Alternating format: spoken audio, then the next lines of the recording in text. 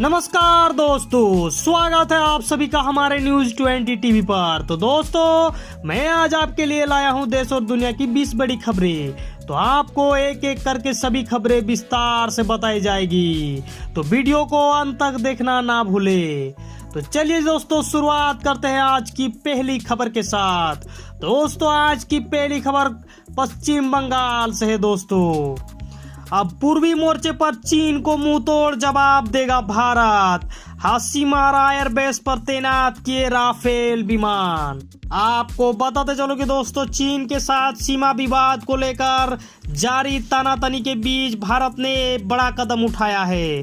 भारतीय वायुसेना ने पश्चिम बंगाल के हाशिमारा वायुसैनिक अड्डे पर वायुसेना प्रमुख air chief marshal RKS Bhadauria की उपस्थिति में पूर्वी वायु कमान के 101 स्क्वाड्रन में औपचारिक तौर पर राफेल लड़ाकू विमानों को शामिल किया।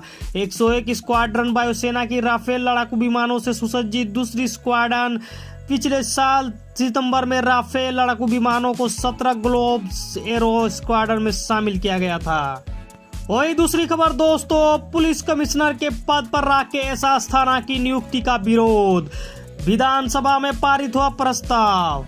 आपको बताते चलो कि दोस्तों, दिल्ली पुलिस कमिश्नर के पद पर राकेश अस्थाना की नियुक्ति के खिलाफ दिल्ली विधानसभा में प्रस्ताव पारित किया गया है। आप विधायक संजीव झा द्वारा लाए गए इस प्रस्ताव में वरिष्ठ IPS अधिकारी राकेश अस्थाना को दिल्ली का पुलिस आयुक्त नियुक्त किए जाने के केंद्र सरकार के फैसले को नियम विरोध बताया गया है। वो एक बड़ी खबर दोस्तों, धनबाद से। धनबाद जज मर्डर के सुप्रीम कोर्ट में उठा मामला, परिवार ने की CBI जांच की मांग।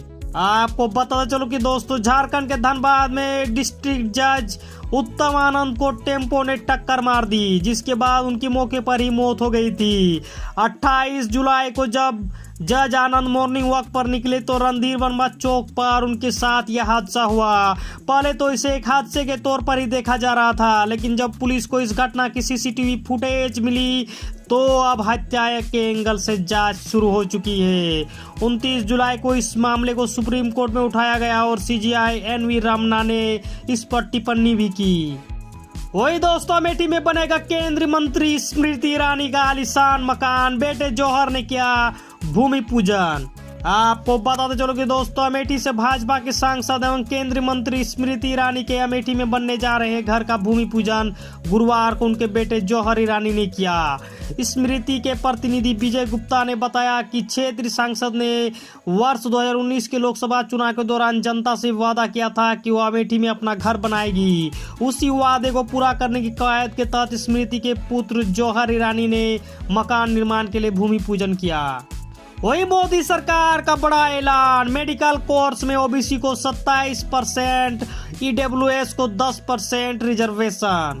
आपको बताते चलो कि दोस्तों, मोदी सरकार ने पिछड़े और आर्थिक रूप से कमजोर तबकों के लिए बड़ी सौगात दी है। सरकार ने मेडिकल कॉलेजों में एडमिशन के लिए OBC और आर्थिक रूप से कमजोर सामान्य वर्ग के छात्रों के लिए आरक्षण मंजूर कर लिया है। सरकार के इस फैसले से करीब 5,550 स्टूडेंट्स को फायदा होगा। वही लंबे अरसे बाद सांसद पहुंचे लालू यादव। मोदी और नीतीश सरकार पर जमकर बोला हमला, तेजस्वी को लेकर कही ये बात। आपको बताते चलो कि लालू यादव आज लंबे अरसे के बाद संसद भवन परिसर पहुंचे। राजद सुप्रीमो यहां पर कोरोना वैक्सीन लेने पहुंचे थे। वैक्सीन लेने के बाद लालू यादव मीडिया से भी मुखातिब हुए और केंद्र से लेकर राज्य सरकार पर जमकर बरसे।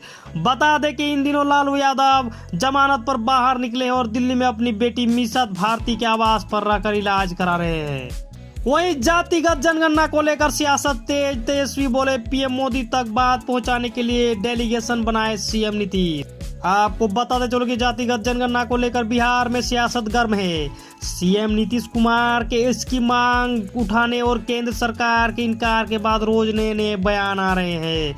इसी क्रम में गुरुवार को राजद नेता और विधानसभा में नेता प्रतिपक्ष तेजस्वी यादव CM नीतीश को घेरते हुए एक बार फिर मांग की कि बिहार राज्य में सरकार के खर्च पर जातीय जनगणना कराई जाए। इसके साथ उन्होंने मांग की कि जातीय जनगणना कराने का प्रस्ताव प्रधानमंत्री नरेंद्र मोदी तक पहुंचाने के लिए मुख्यमंत्री नीतीश कुमार बिहार विधानसभा का एक प्रतिनिधि मंडल बनाए। वही तालिबान और अफगान सेना में 20 प्रांतों में भीषण संघर्ष, कंधार बना जंग का मैदान। आपको बताते चलो कि अफगानिस्तान में तालिबान आतंकी और अफगान सेना के बीच देश के 20 प्रांतों में भीषण संघर्ष चल रहा है। इनमें गजनी, तखार, हेलमंद और बागलान प्रांत शामिल है। वहीं कभी तालिबान का गढ़ रहा कंधार प्रांत एक बार फिर से जंग का मैदान बन गया है। तालिबान के बढ़ते खतरे को देखते हुए हजारों की तादाद में लोग कंधार छोड़कर सुरक्षित स्थानों की ओर चले गए हैं। तालिबान ने पूरे शहर को घेर लिया है और दोनों ओर से जोरदार जंग चल रही है। वहीं कार में बिठाकर मारे थप्पड़, फिर काट दिया गला, मशहूर कॉमेडियन की हत्या। आपको बताते चलो कि अफगानिस्तान के 90% इलाकों पर कब्जा जमा कर तालिबान की क्रूरता बढ़ती जा रही है। तालिबान के लड़ाकों ने देश के मशहूर कॉमेडियन उर्फ खासा जवान नजर मोहम्मद का कत्ल भी कर दिया है। इसका वीडियो सोशल मीडिया पर वायरल हो रहा है। टोलो न्यूज के मुताबिक नजर मोहम्मद की 3 दिन पहले कंधार प्रांत में हत्या की गई।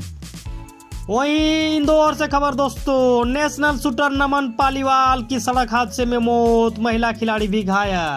आपको बताते चलो कि इंदौर के राष्ट्रीय शूटर नमन पालीवाल की सड़क हादसे में मौत हो गई। उनके साथ एक महिला खिलाड़ी भी गंभीर रूप से घायल हो गई। बताया जा रहा है कि धार के पास उनकी तेज रफ्तार कार बेकाबू होकर डिवाइडर से टकराकर पलट गई। वही मोदी के अच्छे दिन के सामने ममता बनर्जी ने दिया सच्चे दिन का नारा, 2024 में कड़ी टक्कर देने की तैयारी। आपको बताते चलो कि विपक्षी पार्टियों के नेताओं को एकजुट करने के प्रयास में दिल्ली पहुंची ममता बनर्जी ने कहा कि हो सकता है भाजपा मजबूत हो लेकिन विपक्ष भी अब कमजोर नहीं है और 2024 के आम चुनाव में एक उम्मीद है। उन्होंने कहा, हमने अच्छे दिन देख लिए, अब सच्चे दिन देखना चाहते हैं।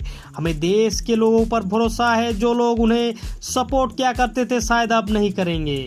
वही दोस्तों, आरबीआई ने रद्द किया मडगांव अर्बन कोऑपरेटिव बैंक का लाइसेंस। कहीं इसमें आपका पैसा तो नहीं। आपको बताते चलो कि दोस्तों, रिजर्व बैंक ऑफ इंडिया ने गोवा के Madgaon urban cooperative bank limited का लाइसेंस रद्द कर दिया। आरबीआई ने यह फैसला बैंक की खराब वित्तीय हालत के चलते लिया है। लाइसेंस रद्द किए जाने के साथ ही बैंक के जमा लेने और पेमेंट करने पर भी रोक लगा दी गई। वही टीएमसी एमपी महिया मोइत्रा ने भारी मीटिंग में बीजेपी एमपी निशिकांत को कहा बिहारी गुंडा और बिहार में गरमाई सियासत। आपको बताते चलो कि पश्चिम बंगाल की तृणमूल कांग्रेस की सांसद मोहिया मोइत्रा द्वारा आईटी मंत्रालय की संसदीय समिति की बैठक के दौरान 3 बार बिहारी गुंडा कहा गया। भारतीय जनता पार्टी के सांसद निशिकांत दुबे ने इसे खुद को दी गई गाली बताते हुए कहा है कि यह न केवल बिहारियों का बल्कि पूरे हिंदी प्रदेश का अपमान है।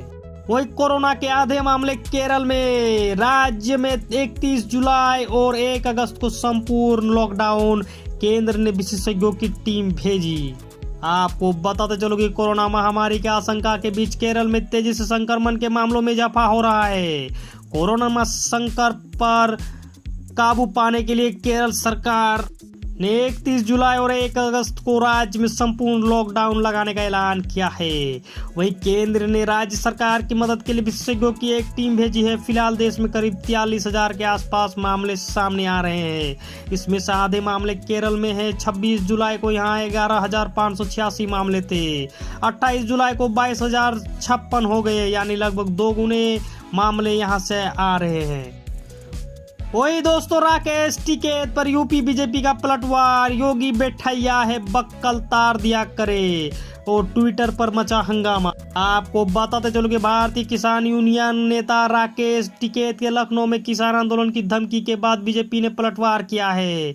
यूपी बीजेपी ने राकेश टिकैत पर निशाना साधते हुए कहा, एक कार्टून ट्वीट किया है।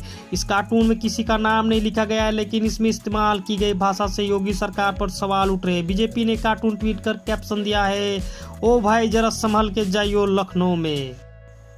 वही गोवा के सीएम का बयान पर बवाल, रात भर बीच पर क्यों थी लड़कियां, गैंगरेप पर सावंत का असंवेदनशील बयान। आपको बताते चलो कि दोस्तों, गोवा में हाल ही में एक समुद्र तट पर 2 नाबालिग लड़कियों के साथ कथित सामूहिक दुष्कर्म के मामले में विधानसभा में मुख्यमंत्री प्रमोद सावंत के बयान पर बवाल मच गया है। प्रमोद सावंत ने विधानसभा में कहा था कि माता पिता को यह आत्ममंथन करने की जरूरत है कि उनके बच्चे पूरी तरह बीच पर क्यों थे।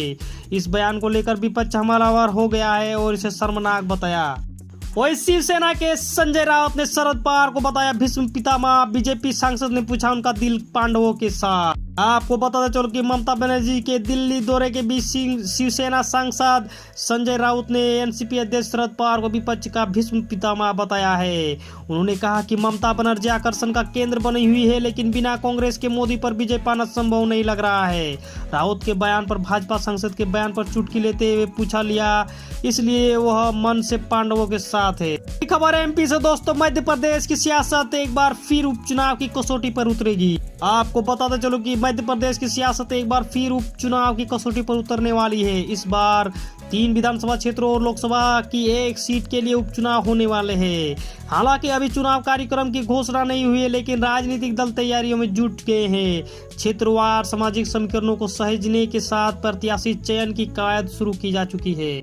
वही भारत आए अमेरिकी विदेश मंत्री के इस काम से चिढ़ा चीन, कहा अपनी बात से मुकरा यूएस। आपको बताते चलो कि दोस्तों, भारत आए अमेरिकी विदेश मंत्री एंटनी ब्लिंकन की दिल्ली में तिब्बती बौद्ध धर्मगुरु दलाई लामा के प्रतिनिधि से मुलाकात पर चीन भड़क गया है। ब्लिंकन की दलाई लामा के प्रतिनिधि से मुलाकात के बाद से ही इस बात का अंदाजा लगाया जा रहा था। अब चीन ने कहा है कि अमेरिका ने दलाई लामा के सहयोगी से मुलाकात कर अपने वादे को तोड़ा है। वही दोस्तों, सांसदों को पेठा खिलाकर कड़वाहट और मनमुटाव दूर करने की कोशिश, बैठक में नड्डा ने बताया एक्शन प्लान। आपको बता चल कि उत्तर प्रदेश में अगले साल होने वाले विधानसभा चुनाव में जीत के लिए भारतीय जनता पार्टी ने तैयारियां शुरू कर दी है। कार्यकर्ताओं को जिम्मेदारी सौंपने के बाद अब पार्टी ने सांसदों को अब मिशन यूपी में लगाने जा रहे हैं। इसी के तहत बुधवार रात को राज्य के लोकसभा और राज्यसभा के सांसदों की बैठक दिल्ली में हुई।